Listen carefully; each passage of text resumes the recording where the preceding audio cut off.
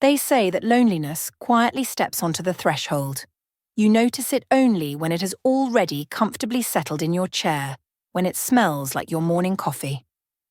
I, Diana Grayson, can confirm this. 5 years ago, my husband died, leaving me in a house he built with his own hands and in a life that now seemed like a faded photograph.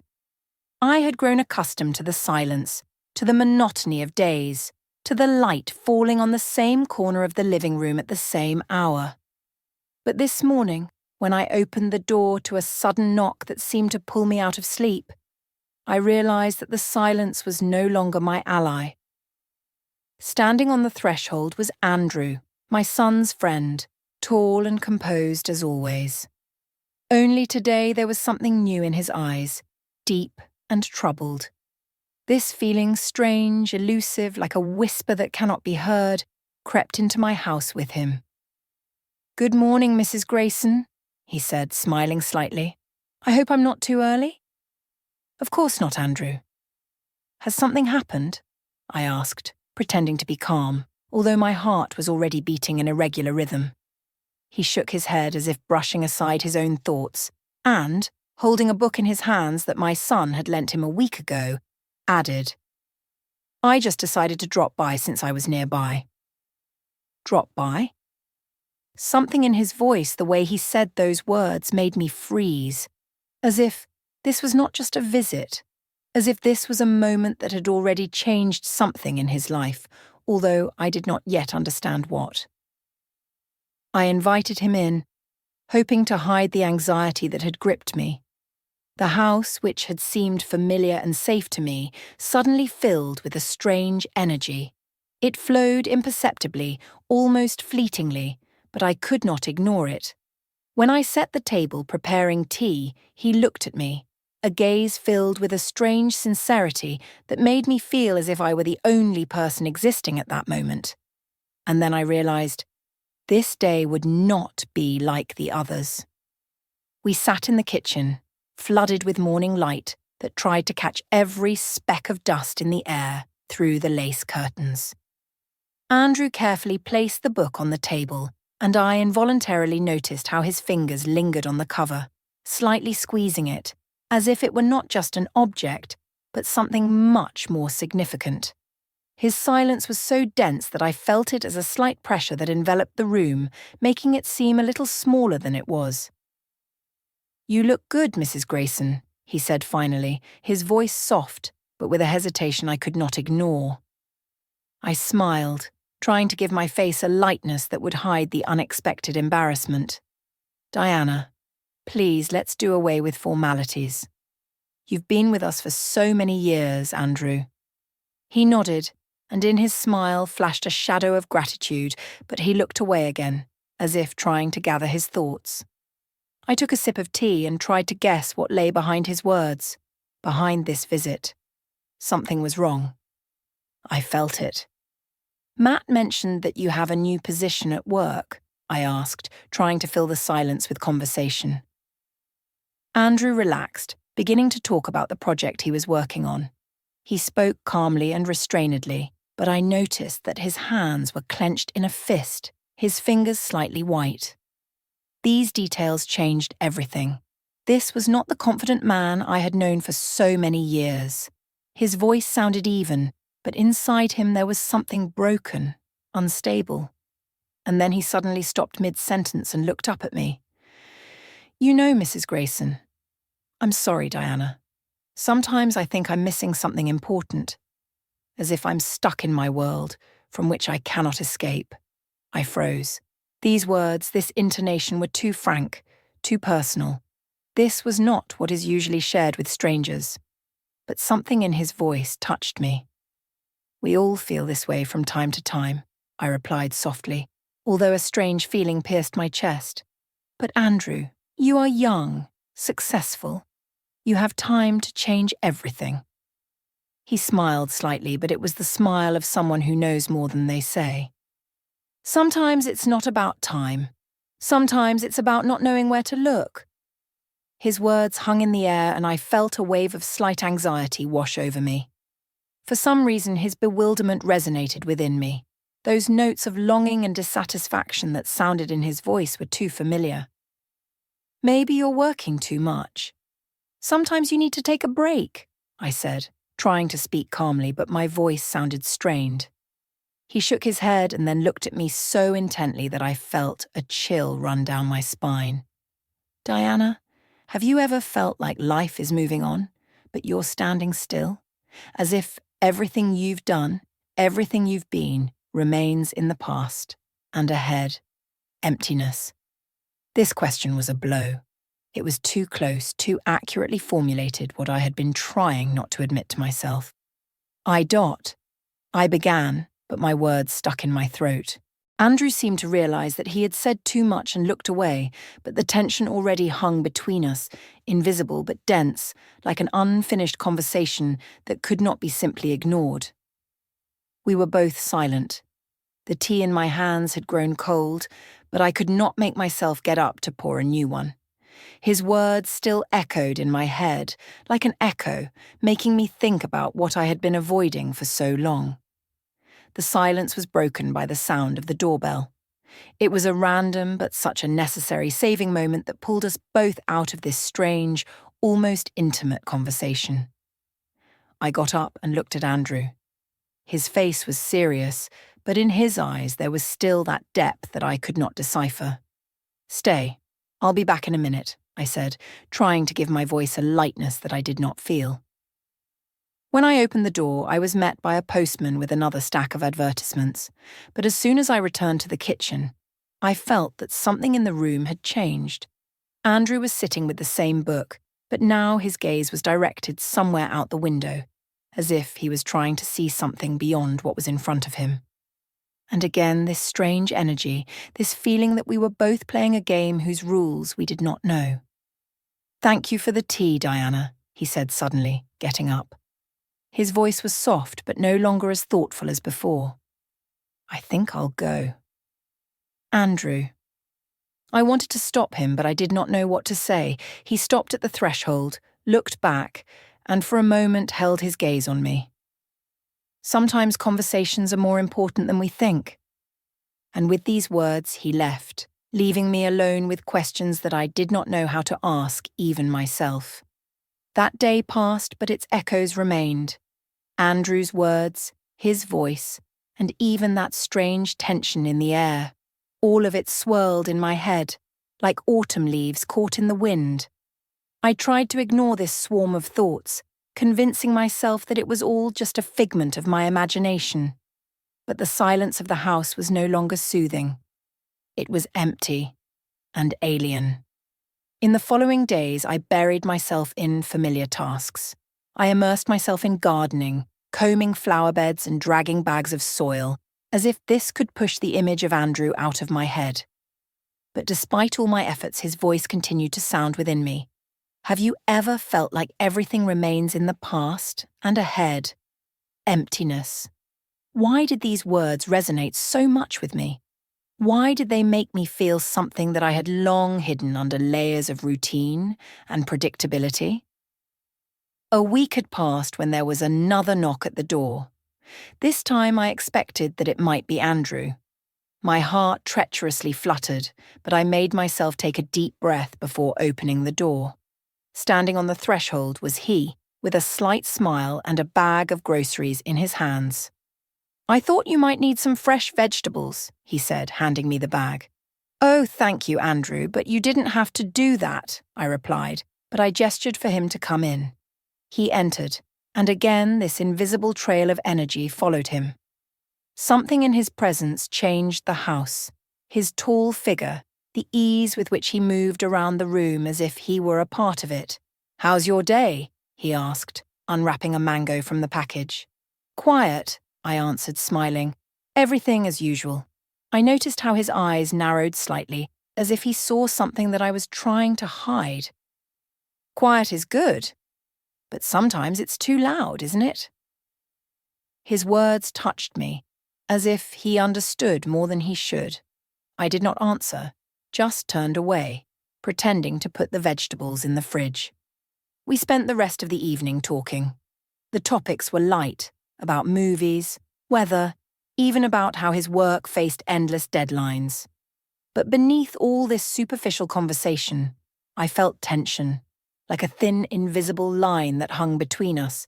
Each of his glances, each movement seemed to carry something more, something that I was afraid to name. When I handed him a cup of tea, our fingers touched again. This brief moment, instantaneous and almost insignificant, suddenly felt like thunder. I quickly pulled my hand away, but it was too late. We both noticed it.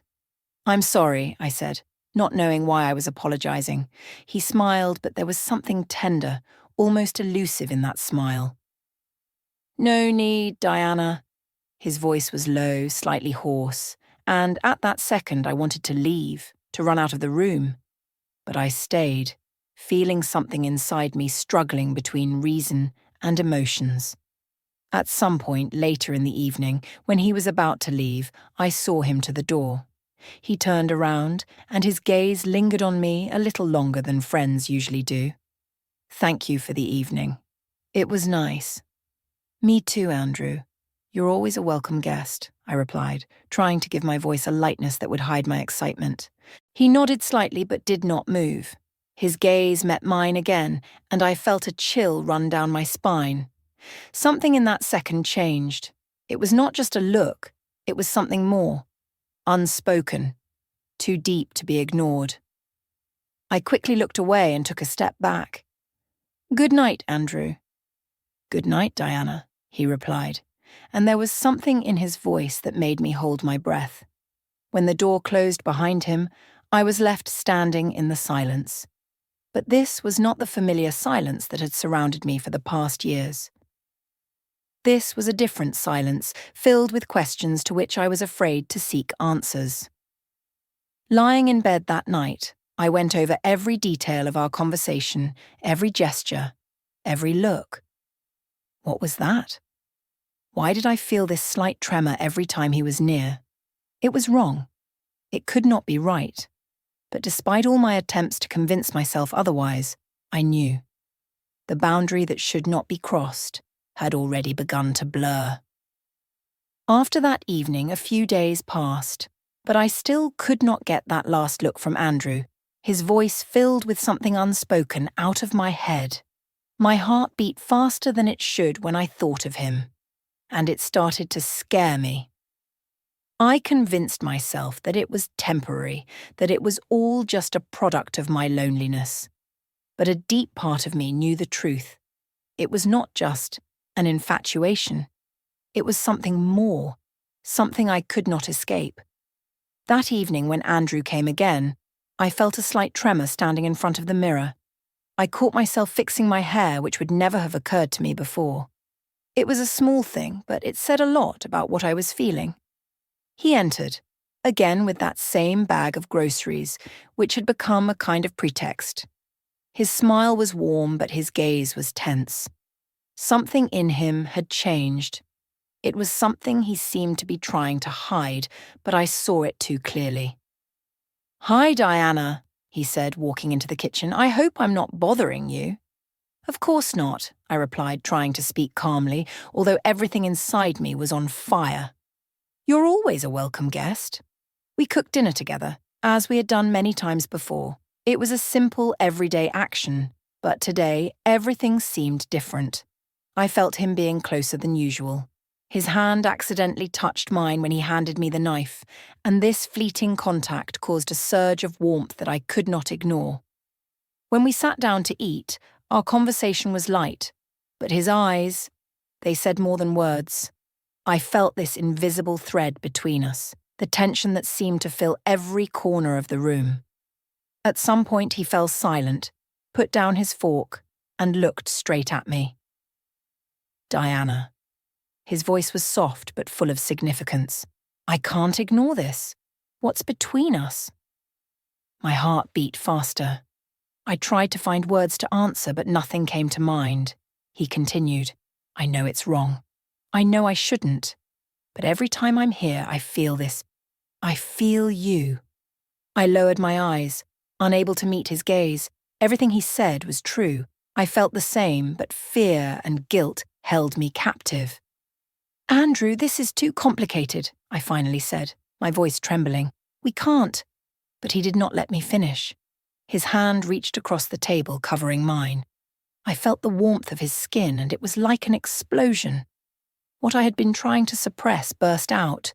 I looked up, meeting his gaze, and at that moment everything became clear. The night went on, and we both became part of this strange, forbidden story.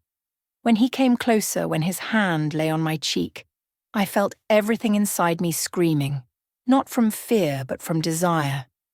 His kiss was soft but full of emotions that had been building between us all this time. It was a moment that could not be stopped.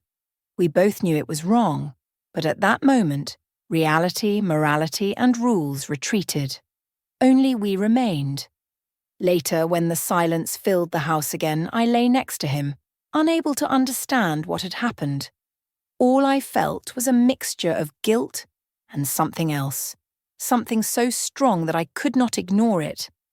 I knew that in the morning everything would change, that this moment would stay with us forever. But that night, in that brief period of time, I allowed myself to be myself.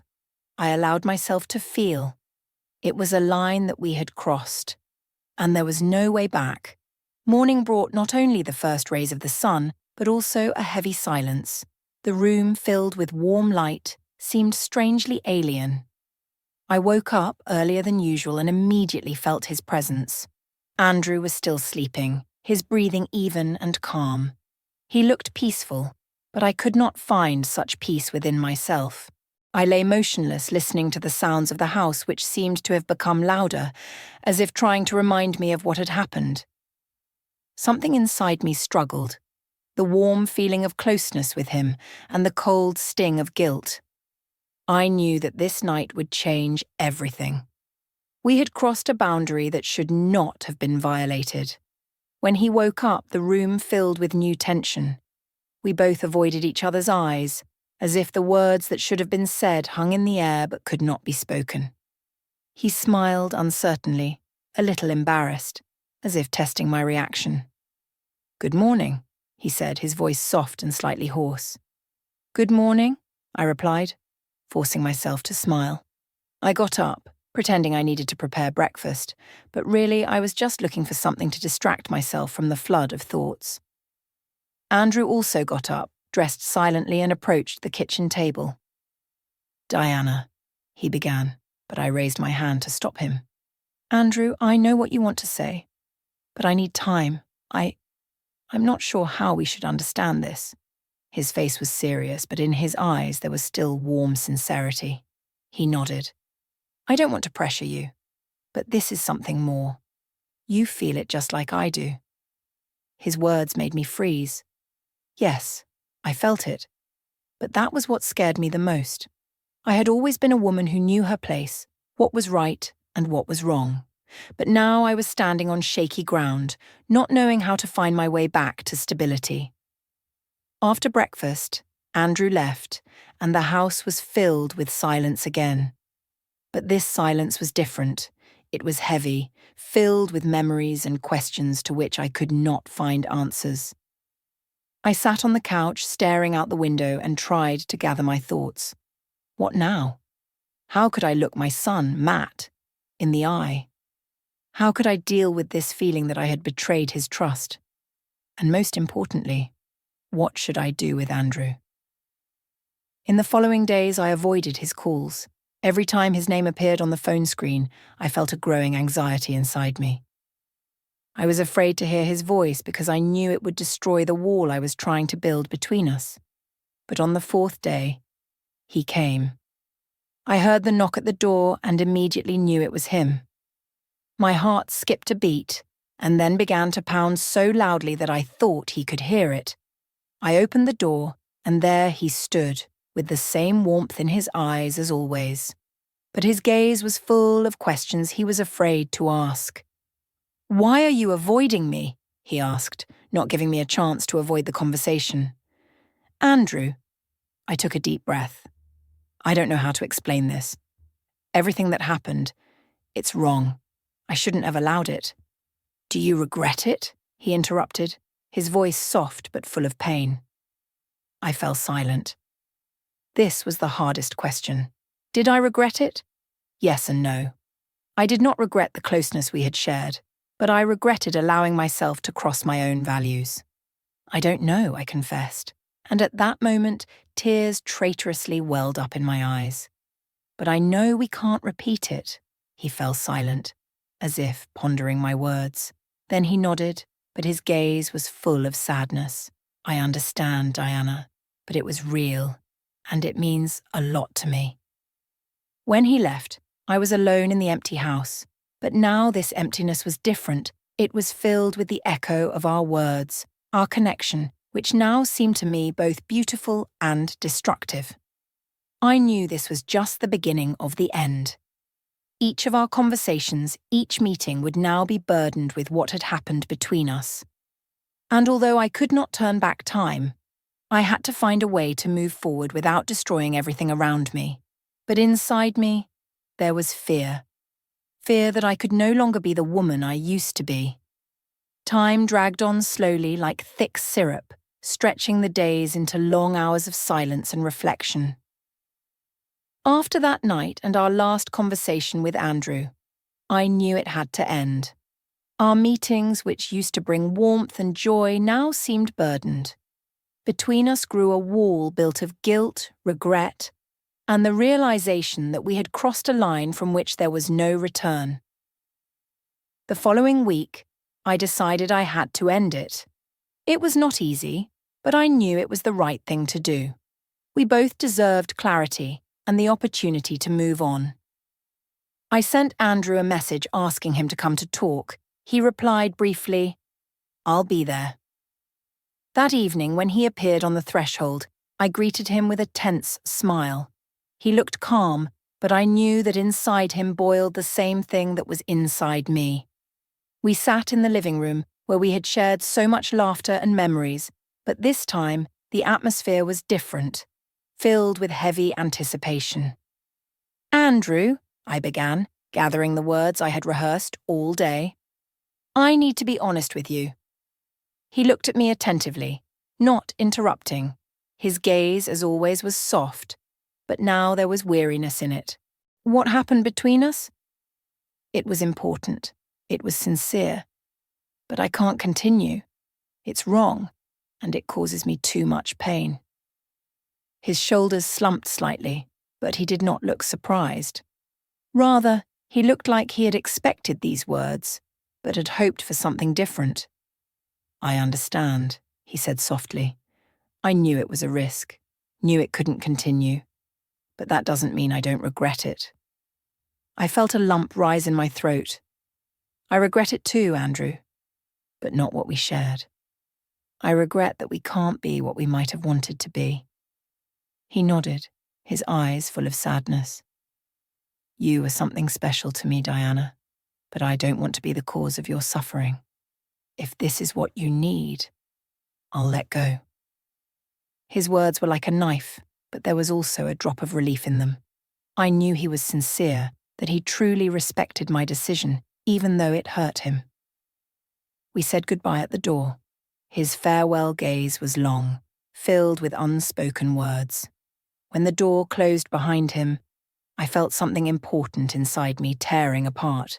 It was painful, but with it came a sense of completion. In the following days, I gradually began to return to my life. I spent more time in the garden, joined a local book club, and started volunteering at a senior centre. My heart still ached, but with each passing day, it became easier. I realized that my loneliness was not something someone could fill. It was a part of me that I had to learn to live with. Andrew did not appear again. I heard about him from Matt. He had returned to his work, occasionally asking about my health. But our story remained a closed chapter, a lesson we both carried with us. Several months passed when I was sitting on the veranda with a cup of tea, watching the sunset. The sunlight flooded the garden with a golden glow, and at that moment, I felt something I had not experienced in a long time. Peace. Yes, there was loneliness in my life, but now I saw it differently. It no longer scared me. It had become my teacher, reminding me that we could be whole even when our hearts were broken. This story was ours, mine and Andrew's. It was a mistake, but it was also sincere. It reminded me that I was still alive, still able to feel. And although we parted ways, I was grateful that he helped me remember this. The sunset, like a curtain, descended over that day, and with it I closed another chapter of my life.